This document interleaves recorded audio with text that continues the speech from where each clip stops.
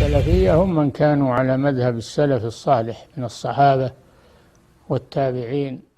Sachez que Allah Azza wa Jal, il nous a révélé une religion qui est parfaite et qui est complète et dont les règles et les enseignements sont clairs et précis et remplis de sagesse et de bien pour toute l'humanité.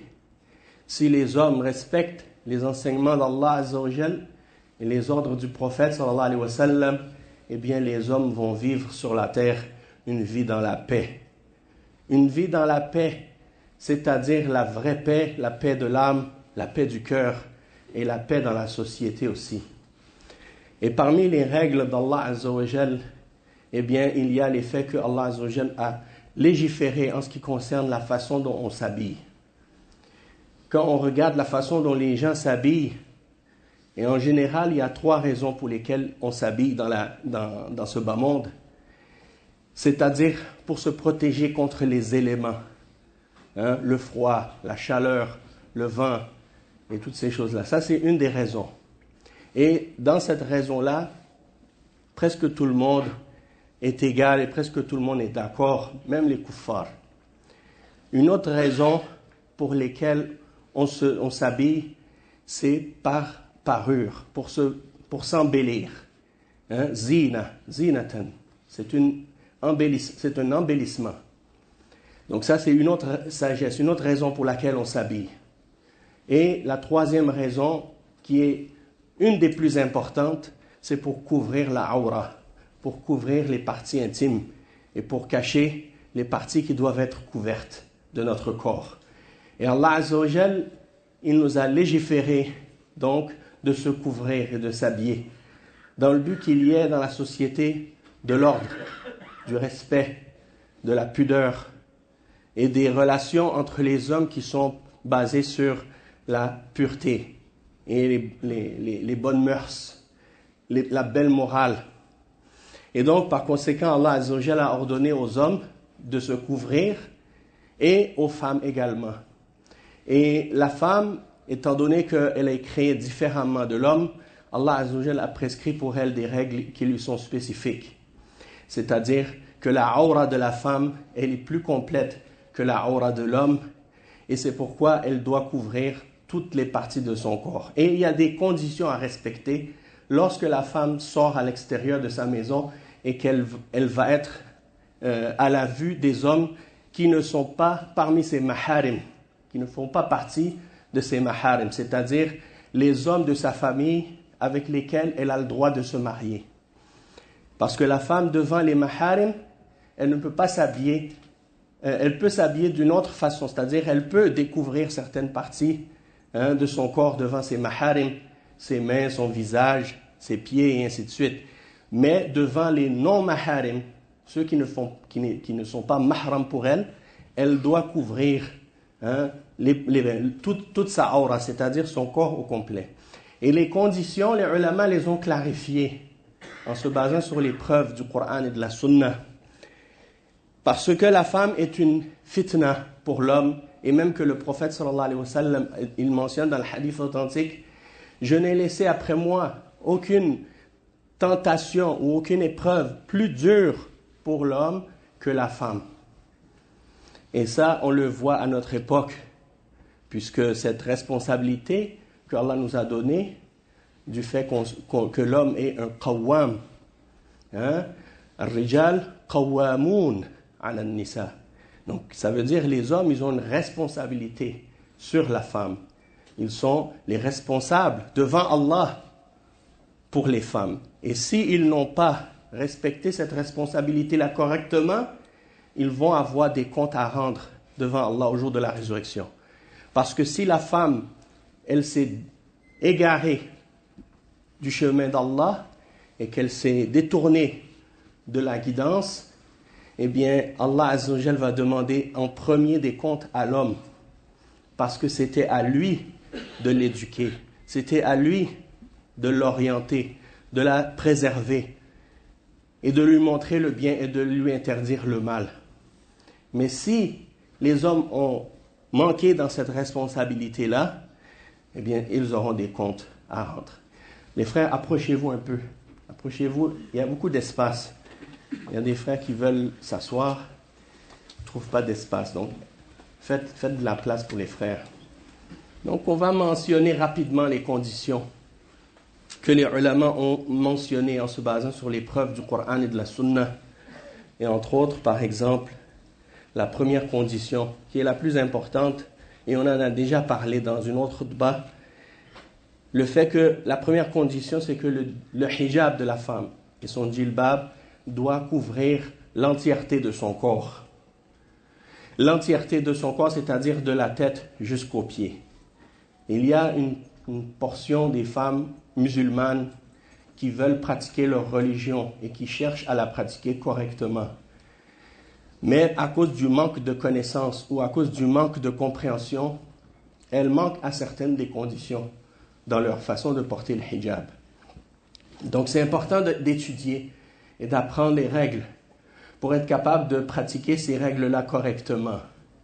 Ce n'est pas juste le fait de dire « je porte un hijab », mais d'être certain que ce que tu portes rentre dans les descriptions et les caractéristiques du hijab tel que cela est ordonné dans la charia, dans le Coran et dans la Sunna. Donc si le djilbab que la femme porte ne couvre pas correctement son corps de la tête jusqu'aux pieds, eh bien ce ne sera pas considéré comme étant correct. Hein? Donc ça veut dire que ce n'est pas seulement la chevelure que la femme doit couvrir. Si une femme couvre la chevelure, elle met quelque chose sur ses cheveux. Aujourd'hui, on voit ça. C'est devenu une mode. Des femmes qui portent juste quelque chose pour cacher les cheveux. N'importe quoi, un bonnet, un hoodie, hein, ou bien n'importe quoi. Et elles pensent que ça suffit comme hijab. D'accord? Donc ça, c'est pas suffisant. Et c'est pas quelque chose qui rentre dans les caractéristiques. Parce que ça ne doit pas couvrir seulement les cheveux, le djilbab. Ça doit couvrir le reste du corps. Et si une femme couvrait juste ses cheveux, mais qu'elle découvre le reste de son corps, et qu'on voit les formes de son corps, eh bien, elle ne sera pas considérée comme ayant porté un hijab ou un djilbab. Hein? Qu'est-ce qui fait plus de fitna? C'est vrai que les cheveux, c'est une fitna, parce qu'il y a une beauté dans ça. Mais il y a d'autres formes du corps et d'autres parties du corps qui représentent une fitna encore plus grande. Hein? Parce que ça crée de l'attraction, de l'attirance sexuelle. Et c'est pour cette raison-là que ces parties-là doivent être couvertes avec des vêtements qui sont, c'est-à-dire amples et qui ne sont pas transparents, opaques. Et d'ailleurs, c'est la deuxième condition. La deuxième condition, c'est que le vêtement ne doit pas être une parure en lui-même. Et des fois, les femmes, elles portent des vêtements et elles prétendent que ce sont des vêtements qui sont un hijab. Sauf que ce sont des vêtements qui ont une beauté en eux-mêmes. Ce sont des vêtements qui représentent une parure. Comme par exemple, les ulama, ils distinguent entre les vêtements d'intérieur que la femme porte devant ses maharim et le djilbab qu'elle met par-dessus ses vêtements d'intérieur lorsqu'elle sort de la maison. Donc, la femme ne peut pas sortir dehors avec ses vêtements d'intérieur, même si elle porte un foulard sur ses cheveux. Il faut par-dessus le foulard, par-dessus les vêtements d'intérieur, qu'elle couvre ses vêtements d'intérieur par un djilbab. Parce que le djilbab est là pour couvrir la parure. Et la parure, il est dans la robe que la femme porte. Tu dis, la femme, elle porte une robe avec des fleurs ou avec des belles couleurs comme ça, puis c'est ample, hein, et c'est pas transparent. Elle peut le porter dehors, non. Ce vêtement-là, c'est une parure en soi. Elle peut le porter chez elle, dans sa maison, devant ses proches, mais elle ne peut pas sortir avec. Il faut qu'elle couvre cette robe-là devant les hommes étrangers, parce que c'est une zina, c'est une parure. D'accord? Donc le djilbab doit couvrir. C'est comme un manteau. Quand elle sort, elle met ce manteau par-dessus ses vêtements. Comme ça, on ne voit pas sa parure. Donc ça, c'est une chose, beaucoup de femmes, elles négligent ça. Parce que Allah Azza wa Jalla, il dit dans le verset « وَلَا يُبْدِينَ زِينَتَهُنَّ » Elles ne doivent pas laisser paraître leur parure, leur beauté, et la beauté de leurs vêtements aussi. Donc elles couvrent cette parure avec leur djilbab. Et les femmes, avant la colonisation dans les pays musulmans, la majorité, même surtout dans les pays du Maghreb, elles portaient un djilbab par-dessus leurs vêtements d'intérieur. Elles ne sortaient pas directement avec leur robe de l'intérieur pour aller dehors avec un foulard sur les cheveux, non. Elles portaient par-dessus une couverture et elles se couvraient avec de la tête jusqu'aux pieds. Aujourd'hui, beaucoup de femmes ont perdu ces règles-là à cause de l'influence occidentale, à cause de la colonisation et beaucoup d'autres facteurs. Et maintenant, c'est devenu normal qu'une femme ne se voile pas. Dans certains pays musulmans, c'est considéré comme étant normal, alors que c'est une grande désobéissance et un grand péché. Une troisième condition, c'est que les vêtements soient amples, ne doivent pas être serrés.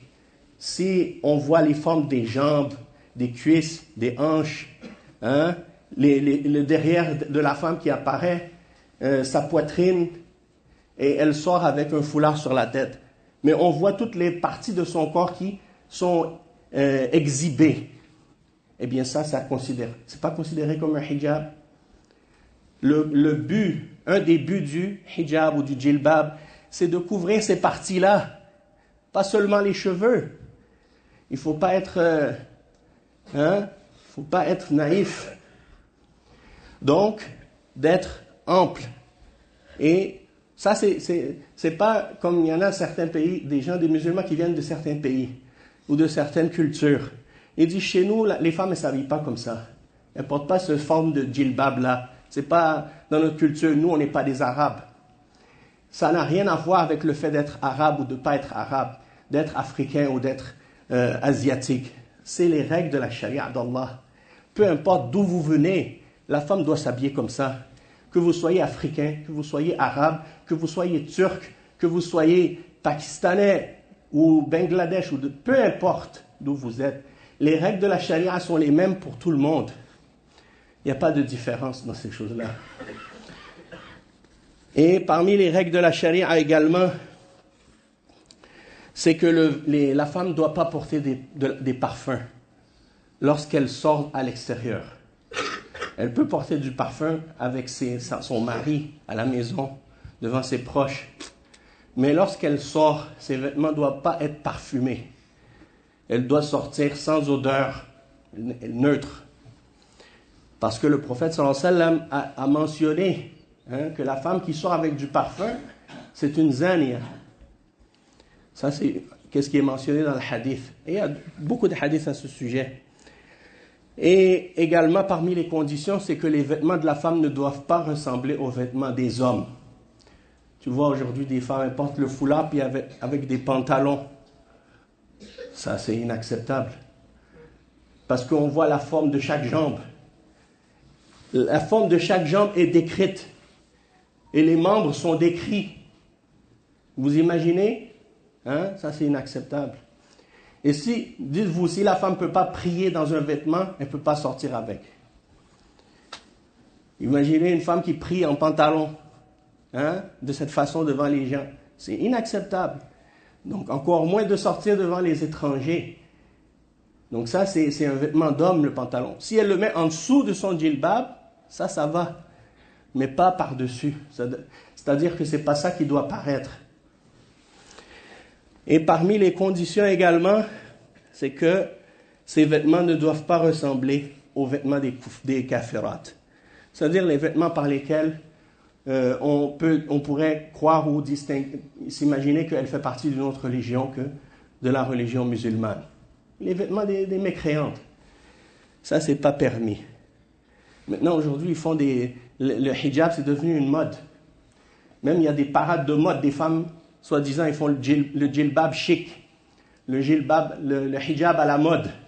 Et elles font des parades de mode pour imiter les femmes mécréantes. Donc tout ça, c'est sûr que c'est interdit. La femme elle dit, il faut mettre un hijab qui te fait paraître bien, doit être belle avec ton hijab.